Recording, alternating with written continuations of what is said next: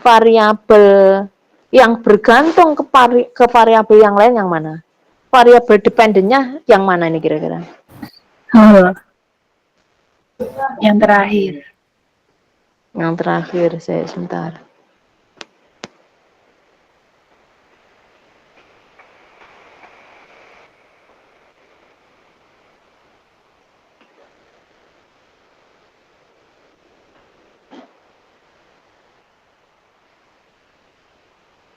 Oh ada, setelah itu diameter. Tadi tidak masuk ya?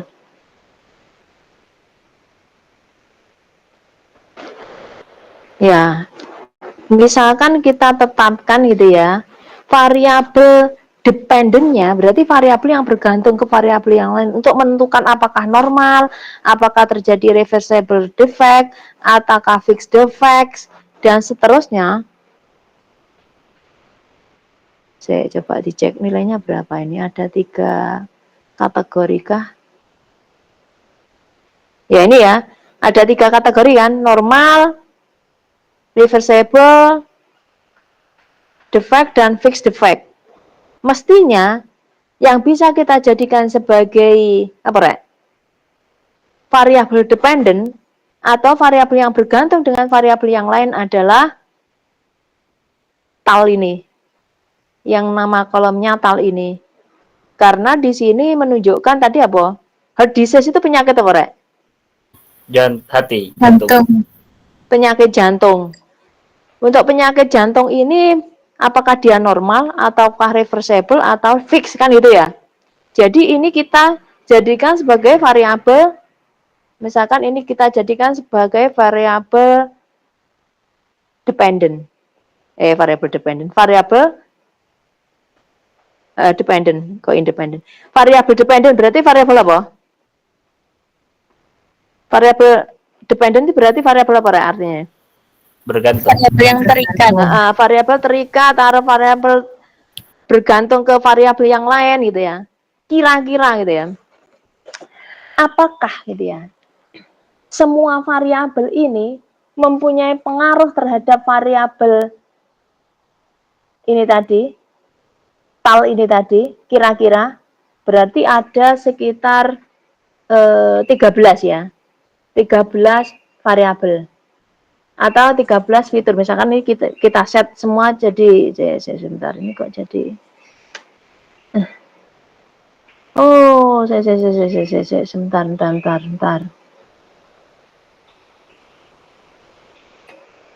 Sebentar. Nah, ini diameter. Diameter adalah targetnya. Kok enggak muncul di sini ya? Ada diameter ini tadi.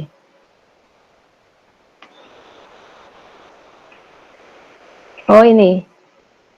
Diameter neronya. Ada satunya kah? Nol semua ya? Iya, nol semua ini. Oh, ada satunya. Oke. Oke. Variabel target itu identik dengan variabel dependent. Ternyata sudah ada penetapan variabel dependent di sini. Berkaitan dengan diameter itu tadi. Diameter dari apanya tadi, Rek? Itu. Diameter dari narrowing-nya. Oke. Satu, asumsinya kan ini mendeteksi penyakit apa? Jantung. Satu itu berarti kena penyakit jantung atau enggak? Kira-kira. Satu, itu kena penyakit jantung atau enggak? Halo? Kalau 1 dan 0 misalkan, 0 itu kena penyakit atau enggak? Enggak. Misalkan asumsinya 0 itu tidak kena penyakit, yang 1 itu kena penyakit gitu ya. Nah, kita bisa lihat gitu ya, apakah tadi seperti penjelasan yang ini tadi, sebentar, mana tadi? Ini, kita bisa gitu ya, ini ya, jika dua situasi serupa dan satu tambah atau dikurangi dari satu situasi dan tidak dari yang lainnya, berarti kita bisa menambahkan satu variabel atau hanya melibatkan beberapa variabel saja. Contohnya seperti ini, misal, apakah ada efeknya? Namanya meneliti itu seperti ini. Misalkan kita terapkan di sini menggunakan metode misalkan KNN. KNN ya. Terus kemudian kita cek akurasinya. Nah, Anda lihat akurasinya berapa di sini? Berapa ini? 0, Berapa? 0,625. Akurasinya 0,625. Ketika kita melibatkan semua variabelnya, ya kan? Nah, tadi bisa jadi kena penyakit jantung tidaknya itu aja banyak fitur ya. Kita tidak perlu menambahkan atau kita tidak perlu melibatkan semua fiturnya. Bisa jadi karena mereka tidak mempunyai korelasi, tidak ada hubungan tadi. Jadi berdasarkan PPT ini tadi, kita berhak untuk mengeksplorasi, bereksperimen, apakah kita melibatkan semua atau sebagian variabelnya tadi. Ya, karena faktanya variabel dependen itu kadang-kadang hanya dipengaruhi oleh beberapa variabel independen yang lainnya. Ya, makanya coba kita ya, secara random aja. Kita masuk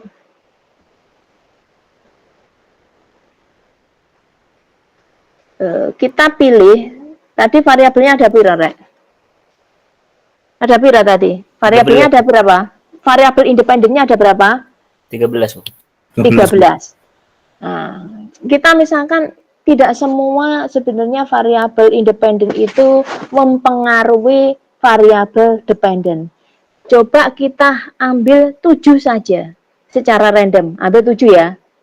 Ambil 7 secara random, nanti bisa dicek. Yang diambil itu adalah variabel yang mana saja gitu ya.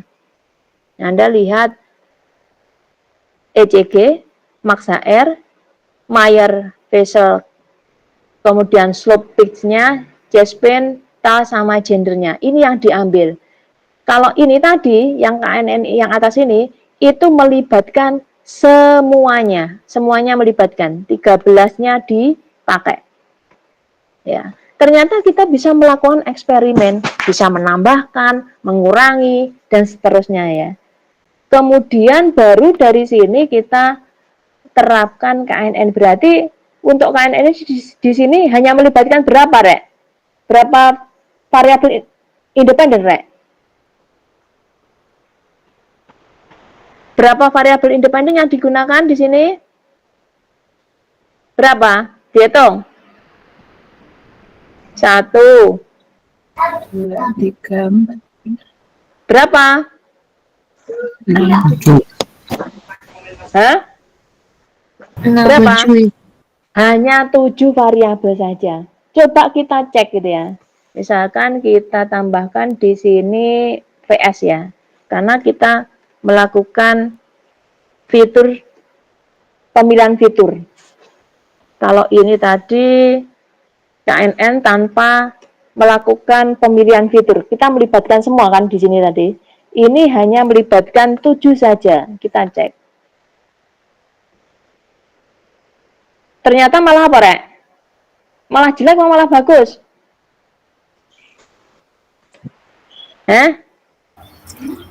Jelek. Malah jelek? Jelek, Bu. Saya sebentar. Nah, ternyata malah jelek. Coba sekarang kita tambahkan. Jadi berarti 8. Bagaimana? Tetap lebih jelek? Bagaimana? Tetap lebih jelek, Bu. Dilihat. Lebih bagus, Bu. Lebih bagus.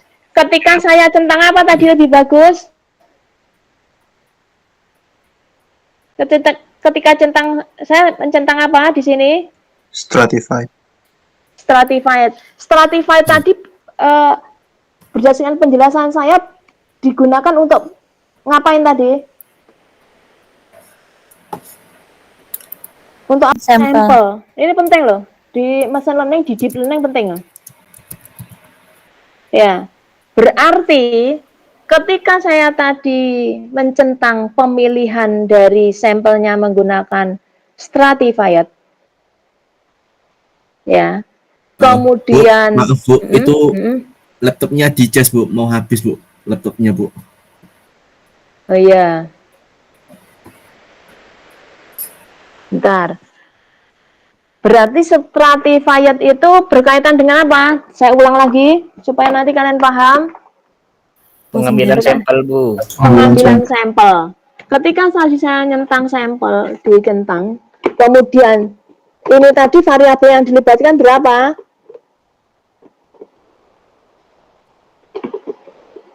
Untuk membangun modal 8. Nah, ketika 7 tadi hasilnya lebih bagus atau lebih jelek? Tapi ketika saya tambahkan 1 jadinya lebih bagus atau lebih jelek? Lebih bagus. Nah, ini yang dinamakan dengan kita mengintervensi. Kita bisa melakukan pemilihan sampelnya secara stratified.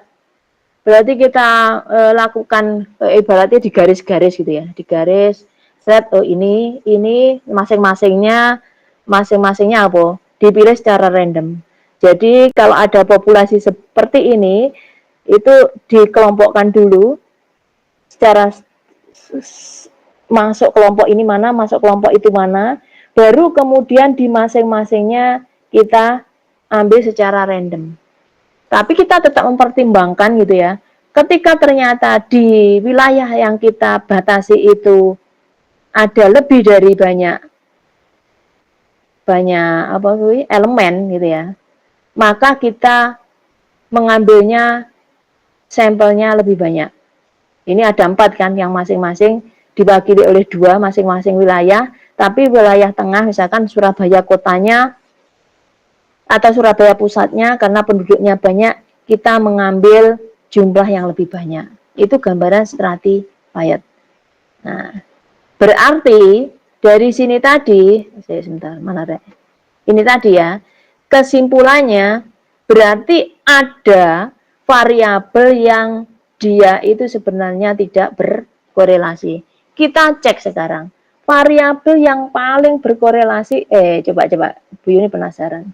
Kalau ternyata kita, tadi coba kita 5 saja. Oh jelek, 8 berarti. Tapi peningkatannya tidak terlalu signifikan ya. Berapa peningkatannya, berapa persen ini? Peningkatannya berapa persen, Rek? Akurasinya. Akurasi itu classification akurasi CA. Berapa persen peningkatannya?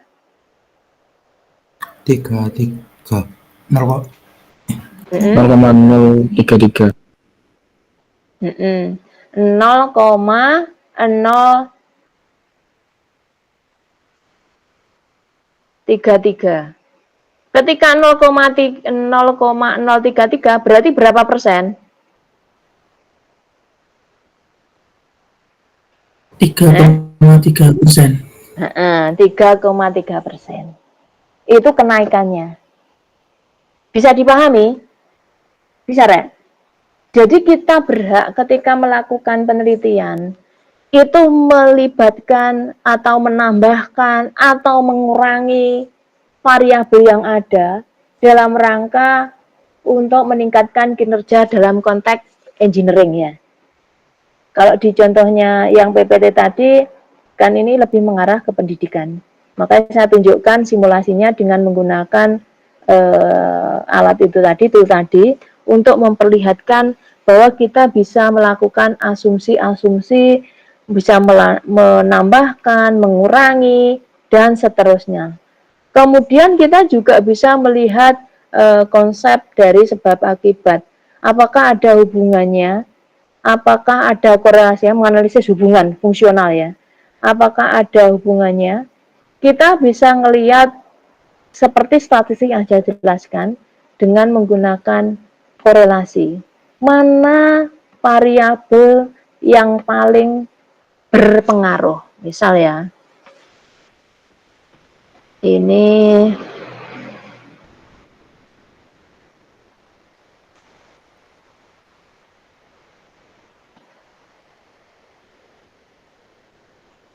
tadi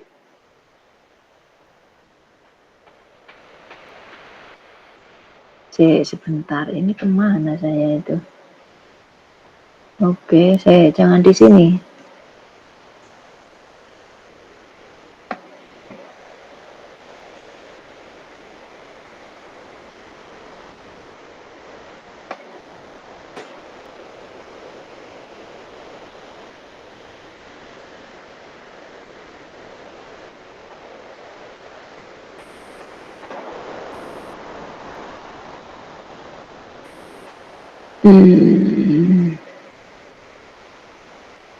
Saya nggak kelihatan ya.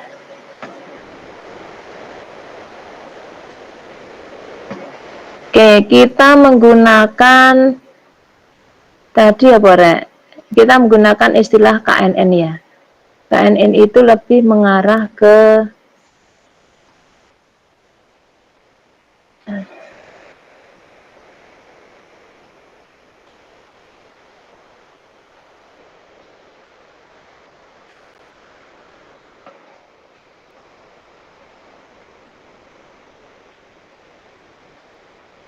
Oke, 0 sama 1 gitu ya. Sebentar.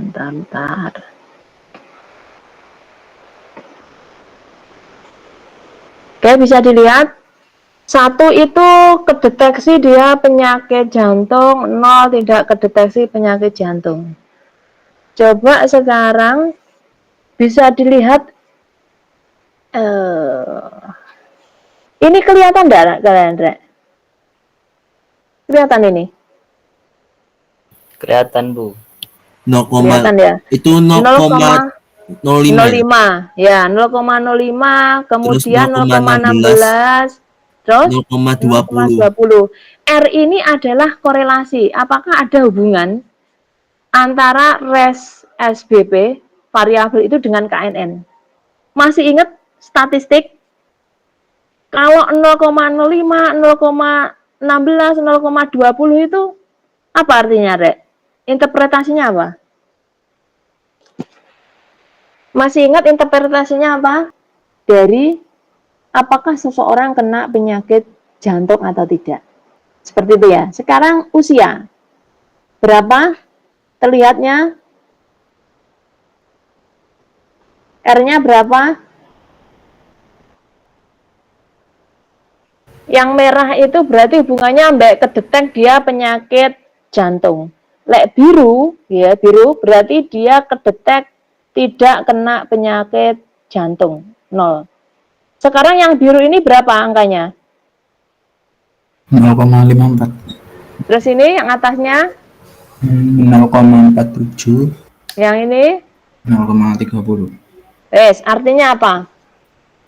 Hubungannya sedang, Bu. Mendekat. Hubungannya 0 sama 1. Sedang. Ya berarti ya cukuplah ya. Berarti usia itu sangat berpengaruh gitu ya. Usia seseorang itu sangat berpengaruh dalam hal mendeteksi apakah seseorang bisa kena jantung, kena penyakit jantung atau enggak. Untuk memprediksi itu. Bisa dipahami? Jadi kita bisa ngelihat satu persatu. Jadi usia sekitar 0,5 gitu ya. Bagaimana dengan kolesterol? Dia ternyata apa? Ada enggak kaitannya? Satu. Ada enggak kaitannya? Enggak kelihatan ya. Kalau dia dari garisnya aja, ini berarti apa? Kecenderungannya dia tidak tidak berkorelasi. Kan seperti ini. Ya. Berapa ini? 0, piro? Enggak kelihatan. Sebentar.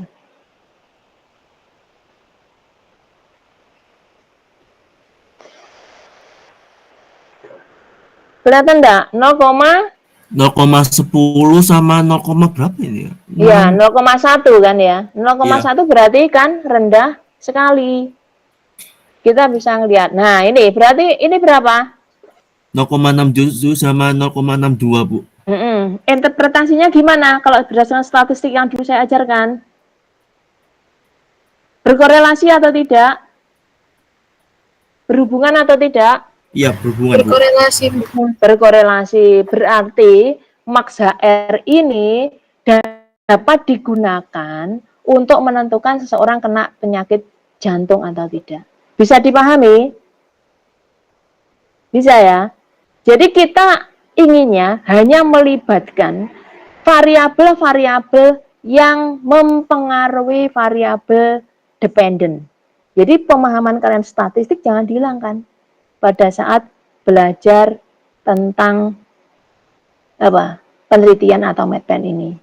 Oke, bisa dipahami ya sampai di sini ya. Jadi kita bisa dalam konteks engineering, kita bisa menambahkan, mengurangi. Ketika variabel itu berpengaruh berarti saya tambahkan, ketika variabel tidak mempengaruhi berarti tidak saya libatkan. Pengaruh tidaknya bisa dilihat dari korelasinya. Apakah dia berkorelasi atau tidak ditunjukkan dengan R, relation ini. Oke, harus diingat-ingat mata kuliah yang sudah saya ajarkan. Sekarang kita menginjak ke taksonomi assessment atau penyusunan instrumen pada saat kita melakukan penelitian. Oke, coba Anda lihat di sini untuk assessment atau pengukuran gitu ya. Kita bisa menggunakan pengukuran respon item benar tak benar dan seterusnya dengan menggunakan kuesioner atau non pengukuran dengan menggunakan wawancara atau observasi. Jadi kuesioner juga checklist gitu ya. Jadi kalau misalkan kalian membuat perangkat lunak, rekayasa perangkat lunak, RPL, bidangnya RPL, sesudah membuat perangkat lunak, kalian harus mengevaluasi atau mengukur perangkat lunak yang kalian bangun. Apakah sudah mengikuti standar, misalkan standar ISO atau standar yang lainnya, gitu ya. Coba dibaca kelas apa ini tadi, yang terakhir. Kelas apa, Rek? Sekarang A, Bu. Sekarang A, kelas A. Tunjuk satu orang. Febri. Apa kuesioner? Kuesioner adalah instrumen yang diberikan ke responden dengan serangkaian pertanyaan maupun pernyataan di mana mereka menjawab pertanyaan maupun memilih jawaban yang sudah ada. Oke, lanjut. Muhammad Febri. Kuesioner ditulis dalam berbagai cara yang digunakan pada konsentrasi dan dengan banyak media pengumpulan data. Nah ini ya. Jadi nanti ketika kalian mau mengevaluasi perangkat lunak yang dibangun, kalian biasanya mengumpulkan informasi dari responden atau user perangkat lunak kalian. Bagaimana cara menyusunnya dan seterusnya. Ini nanti kalian cermati. Lanjut. Kelas selanjutnya. Kuesioner menghasilkan 3 tipe data tentang responden: faktual, perilaku, dan afektif. Lanjut. Audui Naufal.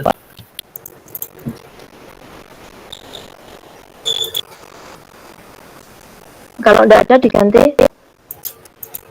Atau kamu baca sendiri PC-nya. Pertanyaan faktual digunakan untuk mengetahui data mengenai responden, misal usia, gender, tempat tinggal, status perkawinan, tingkat pendidikan, agama, pekerjaan, dan lain-lain. Nah ini ya. Jadi nanti kuesioner itu menghasilkan 3 tipe data tentang responden. Jadi nanti kalau kalian menyusun responden, menyusun angket gitu ya. Yang pertama kalian harus memberikan pernyataan faktual. Siapakah yang mempergunakan perangkat lunakmu? Usianya berapa? Gendernya apa? Tempat tinggalnya di mana? Tingkat pendidikan apa? Dan seterusnya. Lanjut.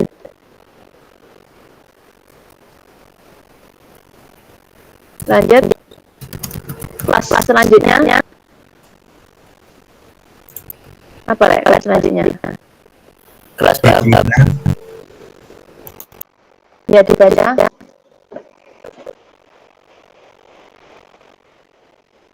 Ya kelas A. Ujinya aja enggak? Tunjuk salah satu temennya. Devina.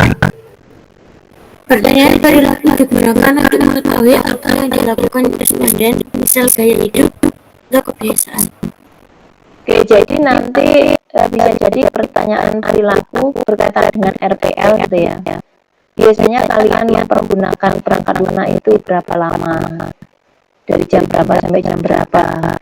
Terus bagian mana yang sering kalian pergunakan menu yang mana misalkan, dan seterusnya.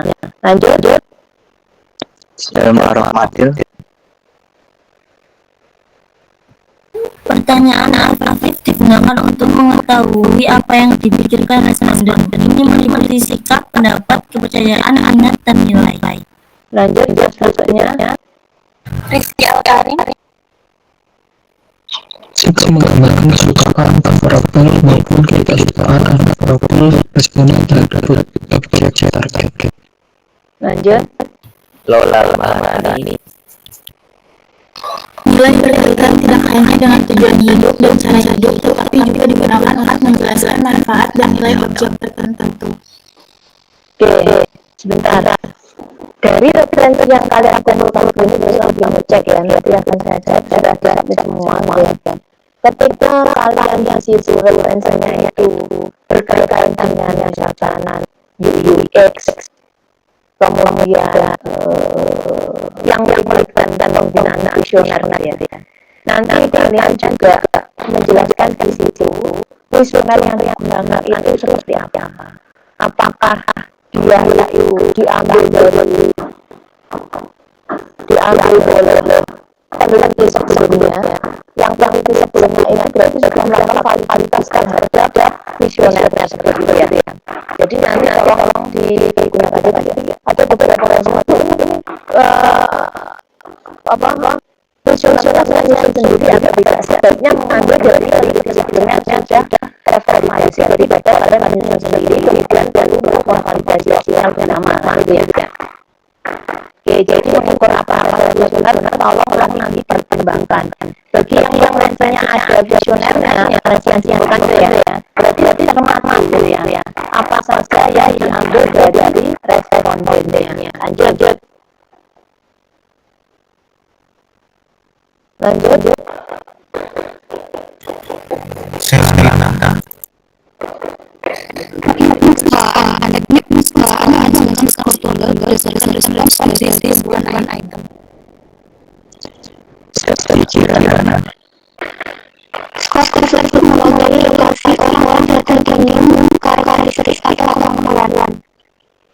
Berikutnya Apa betul ya?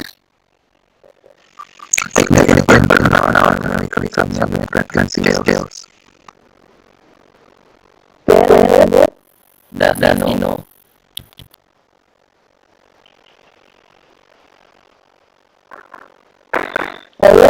Like relasi skills. Informasi lain terdiri dari hubungan nyata atau item.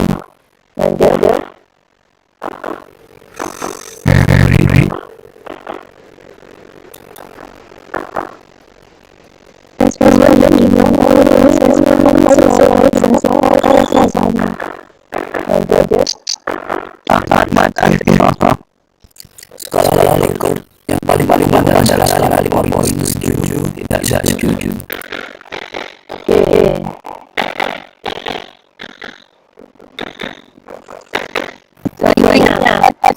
Lingkup data berdasarkan skala 5 bertentangan setuju, tidak setuju, netral atau tidak berpendapat, setuju, sangat setuju.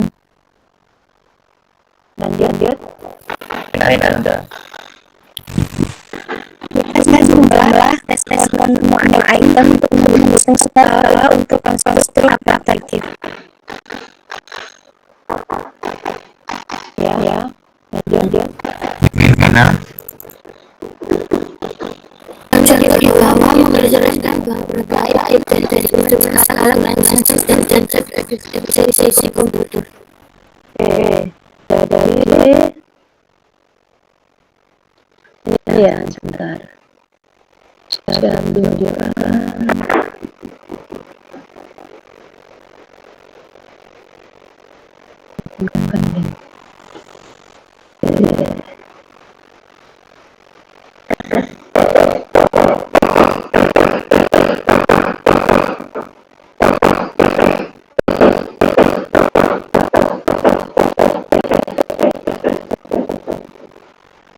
Ya, ini juga datanya diambil dengan menggunakan skala Likert ya. Jadi untuk penentuan level dari stresnya gitu ya, datanya dikumpulkan dengan menggunakan kuesioner juga gitu ya.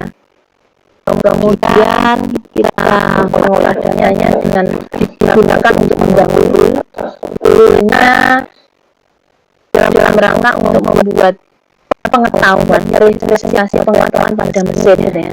Sehingga akhirnya mesin bisa menggunakan atau mendeteksi tingkat stres dari siswa. Jadi nanti kalian pemahaman seperti ini bisa digunakan untuk mengumpulkan data sendiri. Berarti kembali ke statistik. Kalau datanya dikumpulkan sendiri, berarti istilahnya datanya apa? Kalau datanya dikumpulkan sendiri, Data primer, Bu. data primer. Kalau data primer atau data private. Kalau ternyata datanya kita menggunakan data orang lain atau data yang tersedia, berarti data Sekunder. atau data publik, data sekunder atau publik. Jadi nanti ketika kalian membuat proposal, nanti ending mata kuliah ini kan buat proposal ya.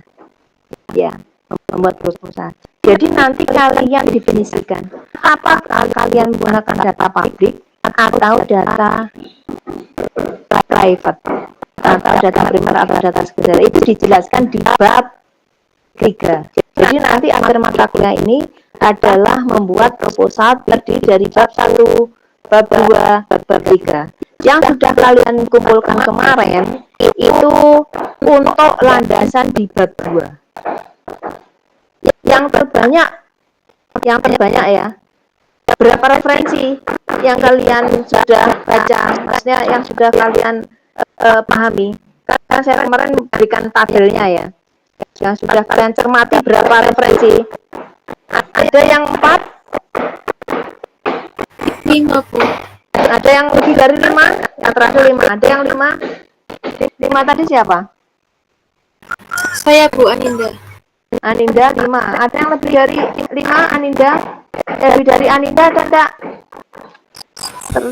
Saya 7. 7 Ilham Saputra. Ada lagi yang lebih dari 7? Saya 10, Bu. Ada 10. Ada lagi yang lebih dari 10? Tetap 5, Bu. 5. Seperti ini ya. Apakah pertanyaan begini? Apakah dari 10 itu merupakan sudah terfilter, atau yang 5 tadi apakah sudah terfilter dari sebelumnya? Misalkan sebelumnya itu ada 7, Bu, tapi saya ambil 3. Ada yang seperti itu? Apakah yang ditemukan 10, 5, 3 itu ya diambil semuanya? Pertanyaannya Itu sudah terfilter kalau saya, Bu. sudah terfilter, Aninda. Ada lagi yang lainnya? Kalian dokumentasikan enggak ketika mencari referensi ini? Referensi yang kalian temukan ini menggunakan kata kunci apa? Masih ingat kata kuncinya apa? Ingat tidak?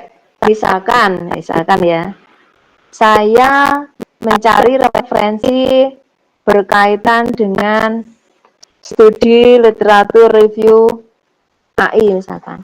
Berarti saya misalkan overview AI misalkan in education. Nah, ini kata kunci. Nah, misalkan kalian kumpulkan kumpulkan semua ya. Ternyata saya sebenarnya ada 15. Tapi yang saya masukkan ke tabel kemarin hanya 5. Dasarnya filteringnya itu berdasarkan apa? Seperti itu. Ya, itu nanti akan menjadi landasan kalian untuk membuat proposal. Sebenarnya ada yang sudah dibaca, kan mahasiswa kadang yang ditulis cuma 2, 1. Padahal itu sudah difilter dari misalkan 10 yang ditemukan. Yaitu tulisan aja untuk mata kuliahnya begini itu tulis. Terus alasannya hanya memilih 3 itu, yang ditabelkan 3 itu, alasannya apa? Terus tambahkan kata kuncinya apa. Itu didokumentasikan. Ya. Jadi ending mata kuliah ini tahu ya, kalian nanti menghasilkan proposal penelitian. Ya. Bisa dipahami? Ada yang mau ditanyakan? Tidak ada? Tidak ada ya. Oke, jadi nanti ada pembuatan kuesioner yang digunakan teknik menskalanya adalah skala Likert. Jadi nanti ada setuju, tidak setuju, dan seterusnya. Lanjut. Kelas apa? Aurelia, kelas B, Bu.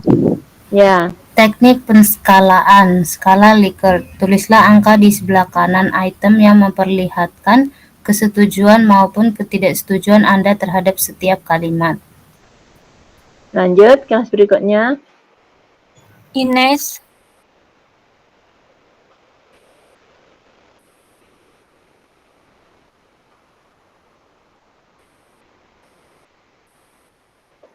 Lanjut. Fahri Maulana Bimanyu.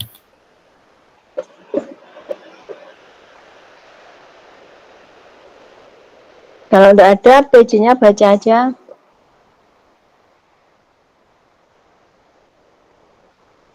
Atau tunjuk yang lain, boleh. Seorang pria jangan pernah menangis di depan publik. Setuju atau tidak setuju? Tidak setuju. Tidak setuju. Oke, netral. Netral. Itu aja. Ya. Lanjut. Seorang wanita hendaknya menerima gaji yang sama dalam pekerjaannya. Setuju atau tidak setuju? Setuju. Netral. Setuju. Oke, lanjut. Kelas berikutnya. Novel Rifki. Tidak ada yang salah jika seorang pria mengerjakan pekerjaan rumah tangga. Setuju atau tidak setuju? Setuju. Setuju. Oh, pinter ya. Bicaknya tenan ya nanti ya. Lanjut. Ini cara membuat kuesioner. Ini yang perlu dicermati ya. Bagaimana cara membuat kuesioner yang baik jika nanti kalian tidak mengambil dari peneliti sebelumnya. Silahkan kelas selanjutnya. Untuk membuat kuesioner atau angket yang baik perlu diperhatikan kriteria berikut. Oke, kelas yang lainnya. Faiza. Sebaiknya semua pernyataan dinyatakan dalam bentuk perilaku yang diinginkan dan bukan pernyataan tentang fakta. Dua orang dengan sikap yang berbeda mungkin saja setuju tentang suatu fakta. Lanjut.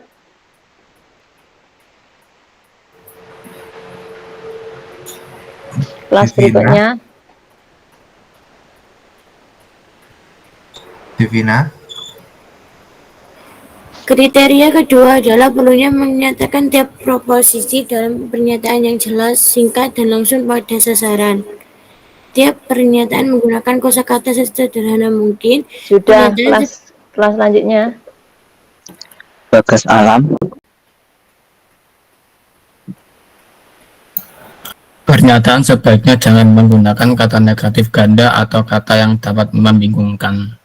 Oke, jadi ini yang perlu dicermati ya ketika nanti kalian membuat kuesioner. Jadi sebaiknya semua pernyataan yang dinyatakan dalam bentuk perilaku yang diinginkan dan bukan pernyataan tentang fakta. Kemudian kriteria kedua adalah perlunya menyatakan tiap proposisi dalam pernyataan yang jelas, singkat, dan langsung pada sasaran. Jangan menggunakan kata negatif ganda yang membingungkan. Tidak boleh menggunakan kata negatif ganda.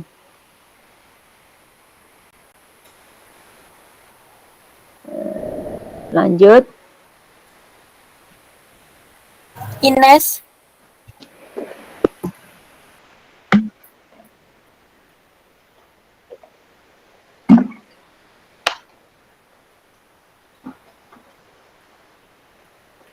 Lanjut. Esa Maida. Ya, silakan. Ya, tidak apa-apa. Itu tadi yang mana? Sembarang. Esa Maida. Esa ada enggak? Kalau enggak ada. Karena alasan demikian, setelah memilih beberapa pernyataan yang baik, pernyataan-pernyataan tersebut sebaiknya diuji cobakan ke kelompok yang sikapnya akan diukur. Dah, kelas berikutnya. Masa Sampel yang digunakan sebaiknya cukup besar demi alasan statistik. Nah, ini pernyataan yang pertanyaan yang sering kali ditanyakan, Bu, ini respondennya berapa, Bu? Gitu ya. Ya, sebaiknya cukup besar demi alasan statistik. Kalau kamu nanti diolah menggunakan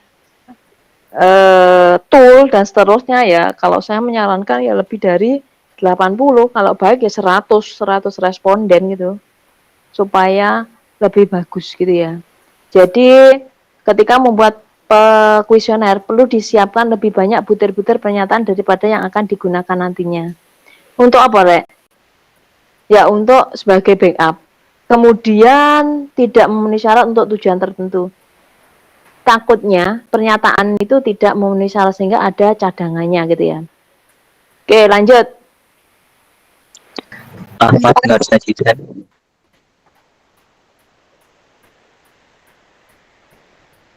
Siapa, Rek?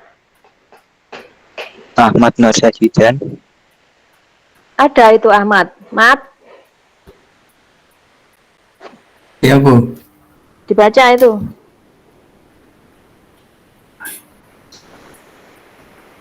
sampai mana tadi Bu? Ini nomor 4 itu loh. Kamu baca. Oke, untuk tujuan tabulasi dan penskoran nilai numerik harus ditetapkan pada tiap alternatif. Lainnya kelas berikutnya. Titis gila. Jika digunakan 5 alternatif, perlu menetapkan nilai 1-5 dengan nilai 3 ditetapkan pada posisi netral pada tiap pernyataan. Kelas berikutnya. Faiza. Nilai 1 ditetapkan pada salah satu ujung kontinum, sikap, dan 5 ke ujung yang lain. Lanjut.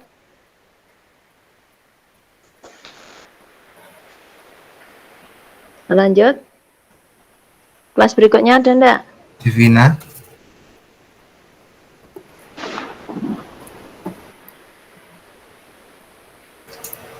Alfi, Ini dilakukan secara konsisten untuk tiap pernyataan. Jadi ini tidak terlalu susah ya. Jadi untuk tujuan tabulasi dan penskoran nilai numerik harus ditetapkan pada tiap alternatif gitu ya. Kalau misalkan nilainya ringnya 1-5 berarti nilai 3 itu berada posisinya di tengah. Gitu ya. Nilai 1 berada di ujung kontinum sikap dan 5 di ujung yang lainnya. Kan gampang ya, tidak terlalu susah. Lanjut. Aisyah Lailia. Ketika Departemen Information Technology atau IT di Intel menentukan untuk menstandarisasi inventory kegunaan sistem, ia memilih sistem Usability Scale atau SUS. Oke, lanjut. Kegunaan sistem terdiri dari 3 komponen, efisiensi, efektivitas, dan kepuasan. Mainanda. Contoh di bawah mengilustrasikan beberapa item dari instrumen tersebut. Oke, jadi nanti di sini ada contoh tentang pembuatan instrumen skala kegunaan sistem gitu ya. Kemudian dilanjutkan dengan proses penskorannya. dan seterusnya, menghitungnya bagaimana dan seterusnya. Jadi ini nanti saya share ke mana? Ke PJ-nya untuk kalian cermati bagaimana cara menghitungnya. Membuatnya tadi ada rule yang perlu kalian tetapkan, batasan-batasannya dan seterusnya, gitu ya. Terus kemudian minggu depan itu UTS saudara. Apa minggu depannya lagi? Kamu pengennya UTS-nya kapan? UTS-nya apa? Multiple choice saja. Supaya nanti nilainya bagus. UAS-nya apa? UAS-nya berarti nanti proposal itu. Proposal penelitian yang dihasilkan, ya. Oke, minggu depan UTS materinya sampai di sini. Biar ya? Multiple choice saja ya. Tapi nanti kalau Bu Yuni, oh ternyata materinya masih kurang, berarti minggu depan satu materi tambahan lagi UTS, gitu ya? Siap, Bu. Oke, jadi nanti diingat-ingat yang kemarin yang kalian kumpulkan, bisa jadi yang dikumpulkan hari ini, yang sudah kemarin kalian lakukan, itu masih berlanjut, itu nanti berada di bab 2, terkait dengan tinjauan pustaka, dan penelitian sebelumnya yang terkait. Itu ya. Mungkin itu yang bisa saya sampaikan untuk kuliah hari ini. Kemungkinan minggu depan UTS, tapi kalau nanti ketika saya pertanyaan masih kurang, berarti ditambah satu bab lagi. Jadi ending dari mata kuliah ini, tahu ya, nilai tertinggi berkaitan dengan proposal penelitian yang dihasilkan. Ya, bab 1 sampai bab 3. Di awal sudah saya jelaskan, untuk bab 3 metodologi atau metodenya digambarkan dalam bentuk diagram untuk lebih memudahkan orang memahami apa sebenarnya penelitian kalian. Oke, seperti itu ya. Mungkin itu yang bisa saya sampaikan.